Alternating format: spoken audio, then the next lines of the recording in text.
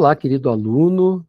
Olá, querida aluna. Seja bem-vindo, seja bem-vinda ao curso Privação e Delinquência, onde nós continuaremos a estudar o Winnicott e sua importante teoria sobre privação, deprivação, sobre os aspectos da relação da criança em sua primeira infância com o cuidador materno e também as consequências da falta do cuidador materno nessa primeira infância. Vamos, a partir de agora, iniciarmos os estudos da parte 2 do livro Natureza e Origens da Tendência Antissocial, que vai da página 87 à página 179, lembrando que esse livro, Privação e Delinquência, é um livro póstumo de Winnicott, que reúne diversos artigos do autor, ele que foi um experiente médico e psicanalista, um médico pediatra, que ajudou o governo inglês durante a Segunda Guerra Mundial a entender os horrores da guerra na cabecinha das crianças e a maneira da melhor maneira que o governo poderia lidar com as famílias enlutadas após essa tragédia terrível. E o Winnicott ele fez um trabalho espetacular e toda essa experiência resultou em diversos livros, conforme a gente vem já anunciando nas outras aulas. E agora nós vamos falar sobre a tendência antissocial e a diferença com a questão da delinquência, tudo bem? Até para que fique bastante clara a diferença entre as duas situações, que são situações que a gente observa no comportamento infantil e juvenil, e que para o Winnicott é considerado um estado normativo. Ele não observa como uma patologia, não. Ele observa como estado normativo um evento causador, um evento que é uma consequência de um fato sofrido pela criança e pelo adolescente e que nos ajuda a entender as origens do sofrimento dessa criança. Então a gente não ignora, em primeiro lugar, a gente não ignora nem a tendência antissocial e nem a delinquência, e mais, a gente acolhe essa criança e esse adolescente para tentar entender as origens de suas excitações e a origem de suas faltas para, assim, compreendermos seus comportamentos sociais, tudo bem? Vamos começar pela tendência antissocial. Indica que a criança experimentou um ambiente suficientemente bom, na época de sua dependência absoluta, mas que esse ambiente se perdeu. Pode ser efeito de uma realidade material ou de uma realidade psíquica. Remete a um sinal de esperança vivenciado pelo sujeito na expectativa de retomar experiências precedidas pela perda. Lembra que o Winnicott falou que nós vivenciamos 3 fases do desenvolvimento? Assim como Piaget, Freud, Pichon-Rivière, o Winnicott também pensou em fases do desenvolvimento humano. Ele pensou na fase 1, que é a fase da dependência absoluta, quando somos muito pequenininhos e dependemos da mãe para representar o mundo para nós. E a gente já estudou aqui que a mãe processa os produtos do bebê, ela processa as fezes do bebê, ela processa o vômito do bebê, ela processa o choro do bebê, ela consegue traduzir o mundo para o bebê. Então, esse papel do cuidador materno, não necessariamente uma mãe, mas o cuidador materno, é muito importante, tá? Depois ele vai passar por uma fase de dependência relativa, onde ele vai viver o trauma da autonomia. Todos nós passamos por esse trauma, quando a mãe começa a frustrar o filho, e o papel da mãe suficientemente boa não é dar tudo que o filho quer, não. É o contrário, é dar o que ele necessita para ele se tornar autônomo dela, para ele se tornar autônomo da mãe, ou da cuidadora materna, ou do cuidador materno, conforme a gente já falou. Porque esse papel pode ser exercido por um homem, desde que ele saiba fazer o holding e o handling, o cuidado e o bem-estar do bebê. A terceira fase é a fase da dependência relativa, da independência relativa. Por que independência relativa? Porque nenhuma independência é absoluta. E essa independência relativa é para o resto da vida. Nem nós, adultos, somos absolutamente independentes, não. A gente tem uma independência relativa, porque a gente depende dos meios sociais, a gente depende do governo, a gente depende de emprego, de comer, comida, de alimentar, a gente depende do sol. A gente tem contornos em torno do nosso corpo que nos limita, né? Nos aliena, né? Então, entender que a independência absoluta é impossível é o imperativo para a vida ser um pouco mais feliz, tá? A gente não consegue ter controle de tudo, não.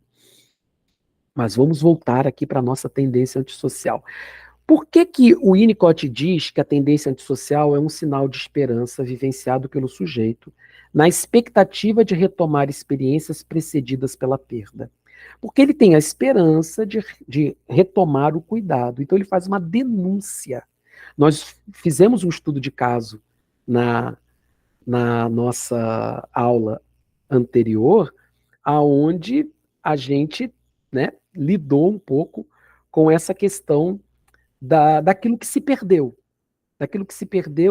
e de como as crianças ali naquele orfanato, aonde a jornalista Santos foi fazer sua matéria, de que maneira aquelas crianças provocaram ela, no sentido de denunciar a falta que um cuidador materno faz para ela. Uma criança chamou ela de mãe, a outra criança quis brigar com ela porque tinha medo do afeto, né? Porque ele já teve que se separar em algum momento da vida e tinha medo da separação.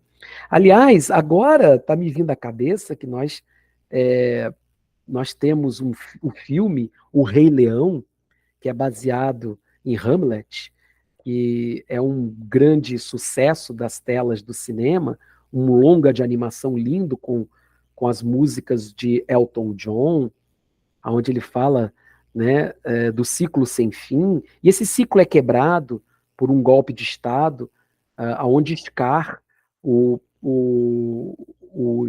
primo do rei, ou o irmão do rei, dá um golpe e traz as hienas para tomar conta do reino, né, do Rei Leão.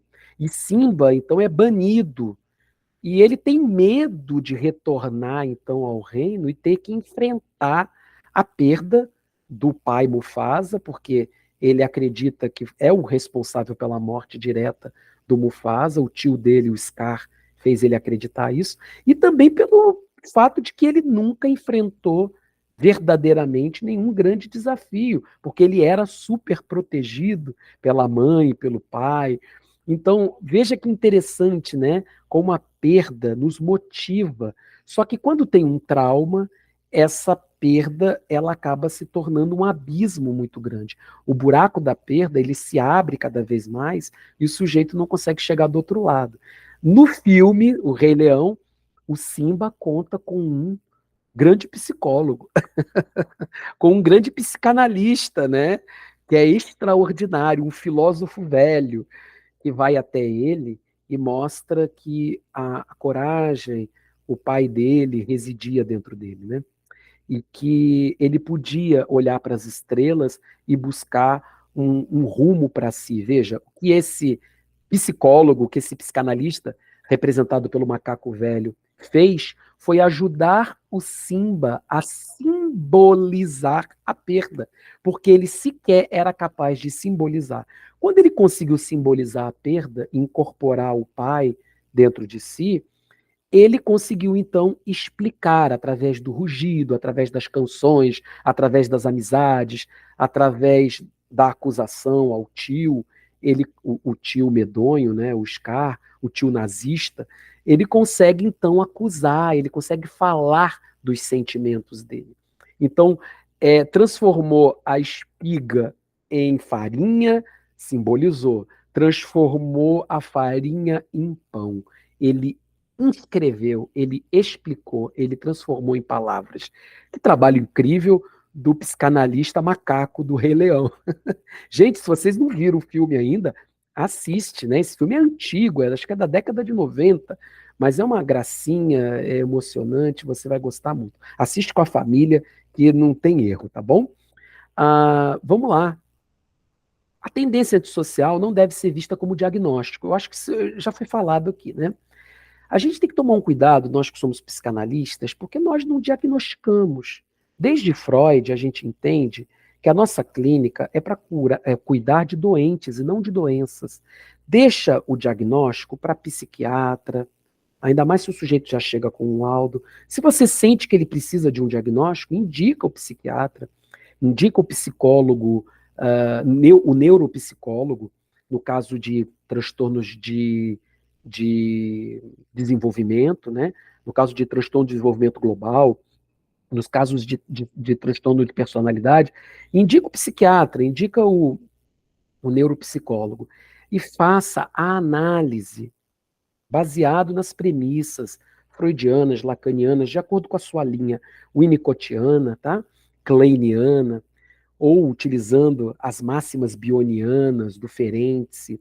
Você pode usar todas essas linhas para contribuir para o entendimento da alma do teu paciente. O que é alma aqui? É o inconsciente, é aquilo que move ele, é aquilo que está por baixo, né?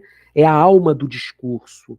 Não é o discurso consciente, não é a ação consciente, é aquilo que gera, né, essa produção que a gente se interessa. Então a tendência antissocial chega como um sintoma de uma perda. E se tem sintoma, é porque o sujeito recalcou. E se o sujeito recalcou, é porque ele tem excitações que ele não entende. E se ele não entende, é porque ele não teve campo simbólico capaz de dar conta. E talvez ele não tivesse experiência para tal. Por quê? Porque era muito criança, porque era muito jovenzinho, né? E é difícil para nós adultos vivenciarmos o desamparo. Você imagina uma criança pequena.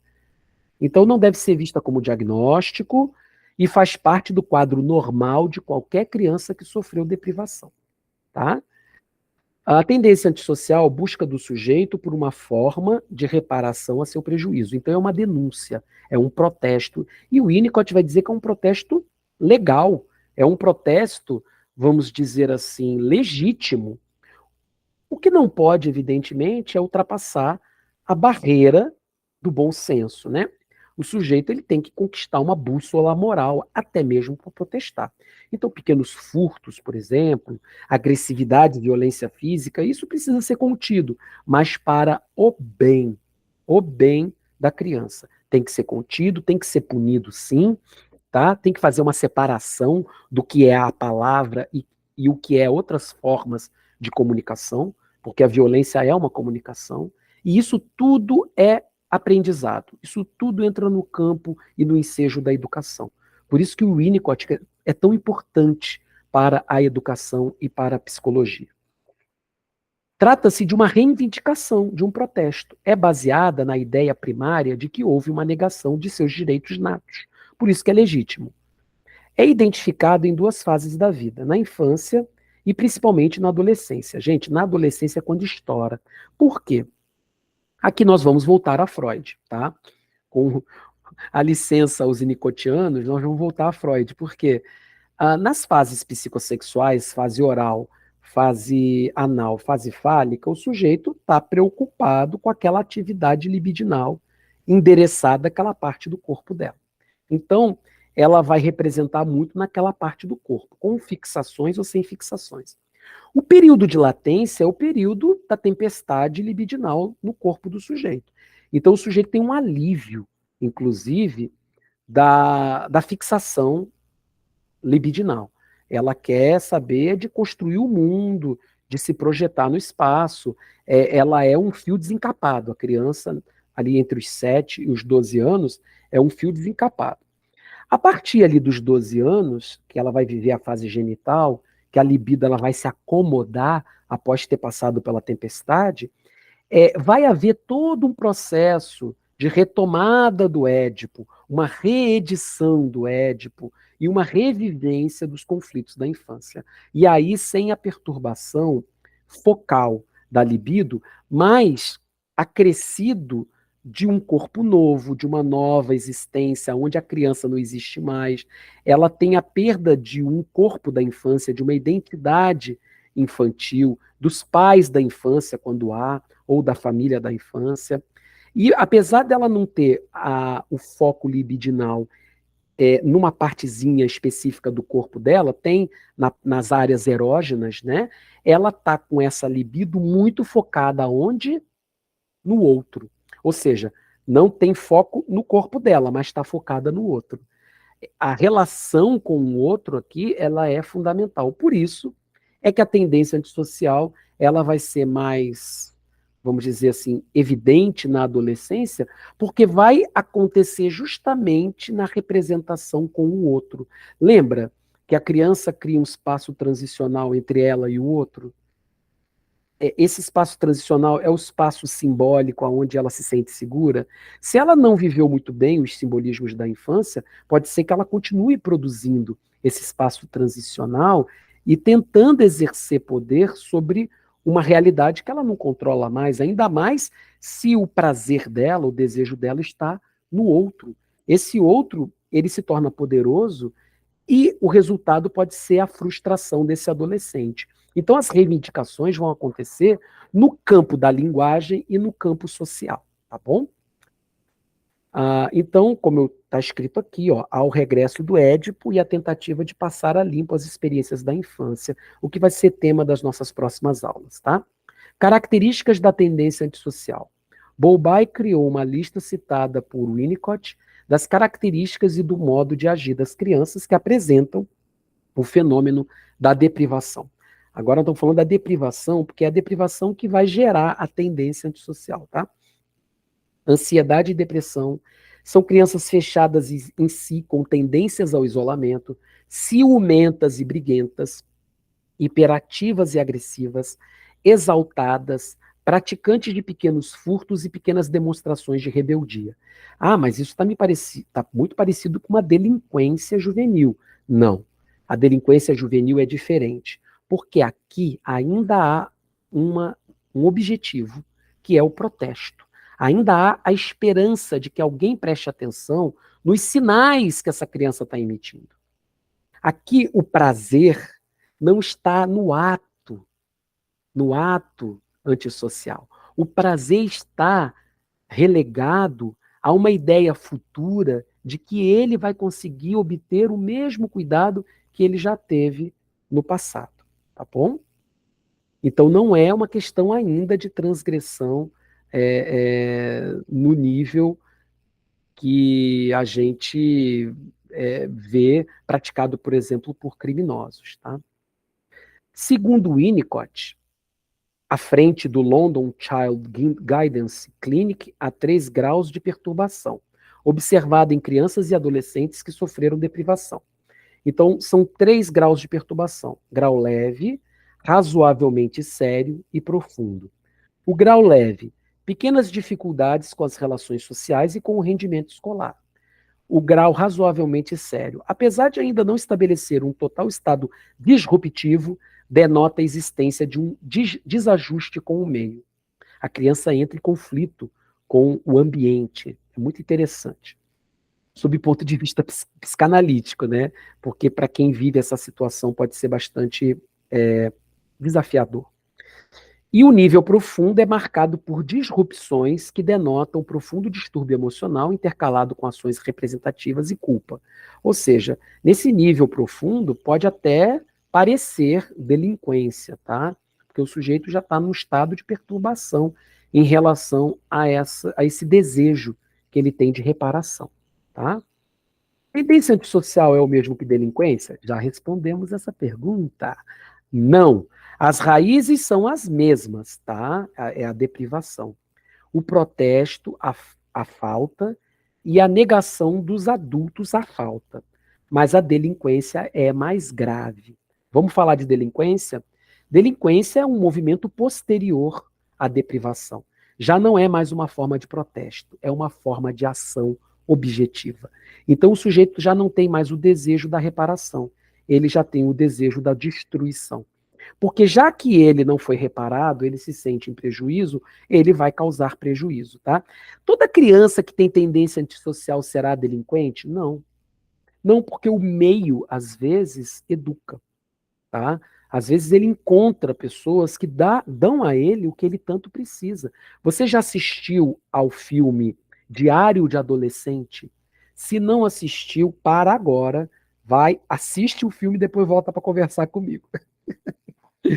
Porque o filme demonstra muito claramente que um menino que está à beira do abismo, ele já estava, inclusive, praticando crimes e se prostituindo para obter drogas, né? Ele já estava num estado avançado, e as drogas foi muito por conta do desamparo que ele viveu ao longo da vida. Ele encontra uma figura paternal que dá a ele o que ele precisa, que é limite. E é muito interessante. Gente, assiste o filme. Até porque é baseado em uma história real de um escritor que depois contou essa história num livro e fez muito sucesso, tá? Então, o final não é triste, o final ele é feliz. Eu já estou dando logo spoiler, tá? Porque muita gente fica preocupada, né? Ah, eu vou assistir um filme dramático desse.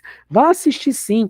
A gente que gosta de saúde mental, a gente ama o drama, a gente ama o conflito. A gente gosta de descobrir o que causa essas coisas, tá? Então, se você tem problema com isso, volta para a análise, tenta entender por que o conflito é algo complicado para você, por que você não gosta de contribuir, né, para que as pessoas resolvam seus conflitos, antes de atuar como psicanalista, tá bom? Vamos lá. A tendência antissocial é frágil, é focada no desejo abstrato, representativa, acting-in, e passível de ser administrada. Enquanto a delinquência está mais sedimentada através dos hábitos, focada no gozo, objetivo, atuante, acting out, e mais difícil de ser administrada, porque o sujeito já perdeu toda e qualquer esperança, ele já está conformado, frio, ele já acredita que a vida dele será aquele caminho sem o retorno de suas expectativas, tá? A delinquência é caracterizada pela criminalidade. Significa que o sujeito já se identificou com o estilo antissocial de vida.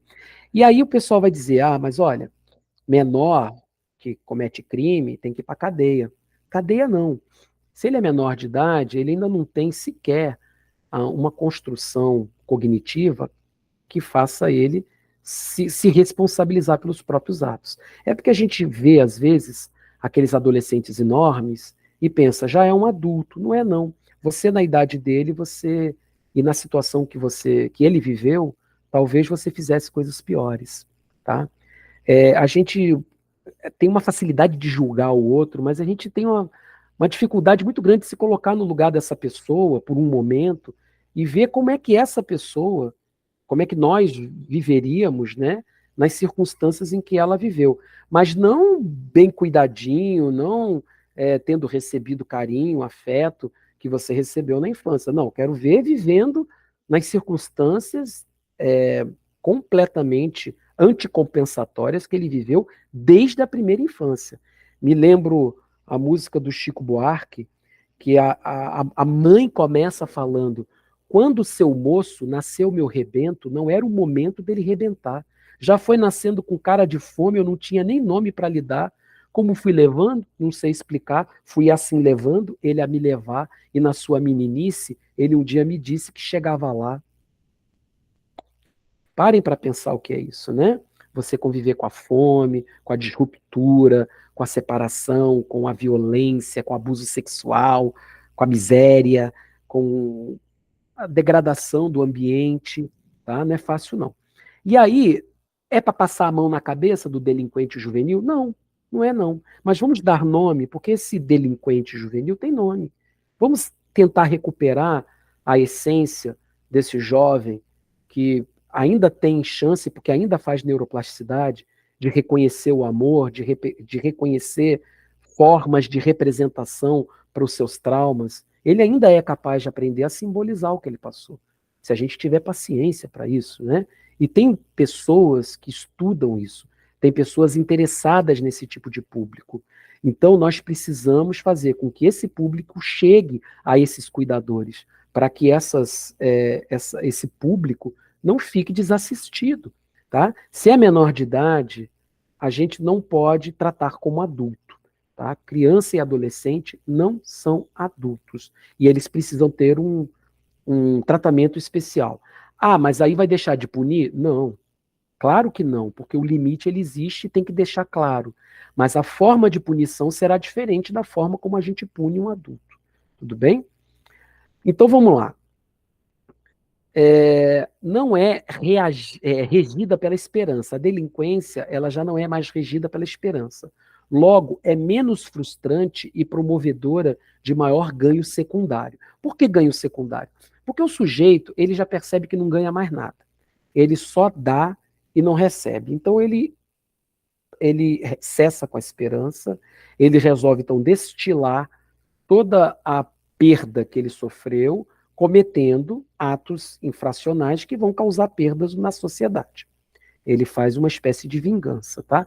O ganho secundário que ele tem, vamos dizer, a fama na boca de fumo, a fama de poderoso, ou de perverso, ou de mal, ou mesmo a força bruta, ou o dinheiro que ele consegue lá no roubo, ou a droga que ele consegue para si, esse ganho secundário, que para ele é um ganho secundário, vai ser maior, vai ser maior do que qualquer ganho com uma suposta obediência às regras, simplesmente porque as regras existem, tá? As regras existem, mas onde é que estavam essas regras quando eu fui abandonado na minha infância, quando aquela sociedade não deu conta de mim, quando eu perdi o meu pai, quando eu perdi meu pai, eu perdi minha mãe, quando eu perdi o cuidador materno, não é mesmo?